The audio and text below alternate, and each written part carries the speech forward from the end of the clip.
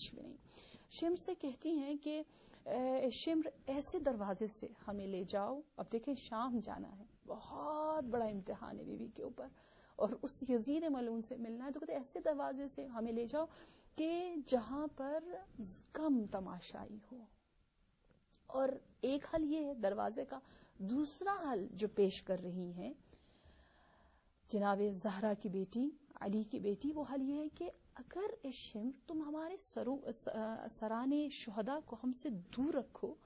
تو لوگ سروں کو دیکھنے میں مشغول ہوں گے اور لوگوں کی کم نگاہ ہم پر پڑے گی. یہ دو رائے حل بتا رہی ہیں. بالکل. اور یہاں پر میں ایک سقراط کی بات کو بھی کوٹ کرنا چاہوں گی کہ جب ایک شخص نے سقراط سے پوچھا کہ کیا تمہاری نظر میں موت سے زیادہ اور کوئی سخت اور تلخ چیز ہے اس دنیا میں, تو اس نے یہ جواب دیا کہ ہاں, وہ یہ ہے کہ ایک کریم کا ایک لئیم ابن لئیم سے سوال کرنا. اور بالکل یہی سچویشن ہمیں اس تاریخ میں بھی نظر آتی ہے کہ اس بنت علی نے اس تمام تقدس کے ساتھ اس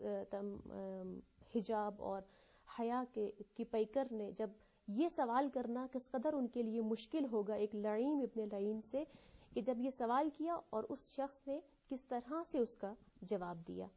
بالکل اس کیفیت کو ہم واقعی میں احساس نہیں کر سکتے. جی, تو بہت اچھی بات آپ نے کی ماشاءاللہ, بہت پیاری تعبیر. اور میں نے بھی اپنے اساتید سے یہ جملہ سنا ہے کہ ایک مرتبہ جب کسی عظیم عالم کے سامنے یہ مصائب بیان کیے گئے اور یہی کہا گیا کہ بنت علی جو ہے وہ دربار ابن زیاد میں داخل ہوئی, تو عالم نے کہا کہ بس ختم کرو, میں اس سے زیادہ نہیں سن سکتا, کہ یہی بہت بڑی مصیبت ہے کہ وہی کریم ابن کریم جو ہے وہ ایسے بدکار اور ایسے ظالموں کے سامنے روبرو ہوں. جی, یہاں تک تو آپ کو ہم نے بتایا کہ دروازے جی ہاں جو ہے وہ کمپلیٹ ہو گئی. لیکن جب شام کے بعد یہ مستورات, یہ کاروان آل محمد جب مدینہ کی جانب واپس پلٹا ہے, تو اس میں آپ تھوڑا سا ام کلثوم کی جو ہے وہ کردار ہمارے لیے بیان کریں کہ انہوں نے کیا. جی ہاں, ام کلثوم کے متعلق پھر میں نے جیسے آپ کو بتایا کہ انہوں نے اپنی زبان سے, اپنے اشعار سے, اپنے خطبات سے, اپنے عمل سے, تمام چیزوں سے چاہا ہے کہ تحریک کربلا کے مقصد کو لوگوں تک پہنچائے. تو یہاں پر بھی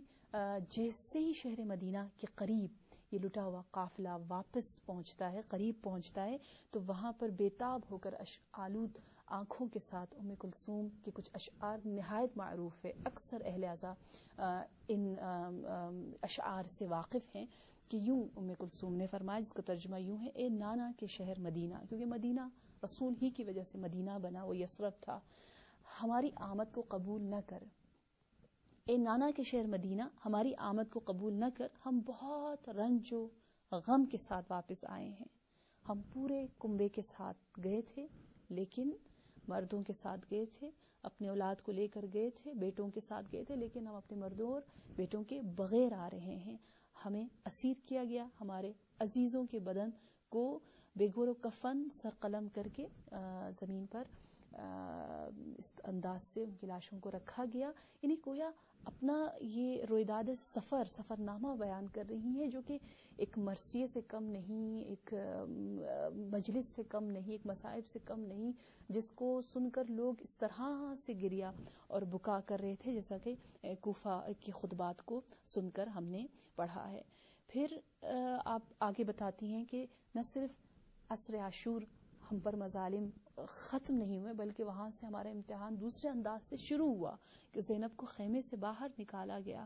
یعنی خیموں کو جلایا گیا, فاطمہ کو رلایا گیا, سکینہ کو یتیم کیا گیا, عابد کو پابند سلاسل کیا گیا اور ان کی گردن میں طوق ڈال دیے گئے اور ان کے قتل کا باقاعدہ ارادہ کیا. یہ سب کچھ جو ہے وہ بتا رہی, اور آخر میں کہتے ہیں سننے والوں ہمارے حال پر گریا کرو. کوفہ میں ہمیں ملتا ہے کہ ام کلثوم ان کے گریا سے ناراض ہوتی تھی، کیونکہ کوفے والوں کا گریا تو وہی بہانہ تھا، وہ اپنے تمام کیے ہوئے گناہوں پر جو ہے وہ رونے کے ذریعے جو ہے وہ چاہ رہے تھے اپنے آپ کو سیٹسفائی کریں اور عزت تراشی کریں. لیکن یہاں آ کر مدینے والوں سے خود ام کلثوم کہتے اب رو، اب گریا کرو، ہاں یہاں یہ گریے کا مقام ہے. اس انداز سے ام کلثوم نے ان اشعار کے ذریعے گویا پورے خلاصے سفر کو بیان کیا، اور پھر آخر میں ان کا وفات کے متعلق ہے کہ ان کی وفات جو ہے وہ کربلا کے جانسوز واقعے کے 4 مہینے کے بعد جو ہے آپ خالق حقیقی سے جا ملتی ہیں، اور یوں بتایا گیا ہے کہ آپ مدینہ میں بقیع میں دفن ہیں، اور جمادی الثانی کے آخری ایام میں آپ کی رحلت ہوئی. صحیح، آپ کا بہت شکریہ کہ آپ نے اپنی علمی گفتگو سے ہمیں مستفید کیا، اور ام کلثوم کا ایک آئیڈیل کردار جو انہوں نے وہاں پر ادا کیا اس کو بہترین انداز میں ہمارے ناظرین تک پہنچایا. اس کے بعد میں اپنے پروگرام کا اختتام اس سوال کے ذریعے سے کرنا چاہتی ہوں، اس سوال کو اپنے ناظرین کے لیے چھوڑنا چاہتی ہوں کہ جس طرح سے ان خواتین کربلا نے اپنے وقت کے امام کی حلمن کی صدا پر لبیک کہا، تو ہمیں اب یہ سوچنا ہے کہ کیا ہم اپنے وقت کے امام، اپنے اس وقت کے حسین کی حلمن کی صدائے استغاثہ پر کس طرح سے لبیک کہہ رہے ہیں. والسلام علیکم ورحمۃ اللہ وبرکاتہ.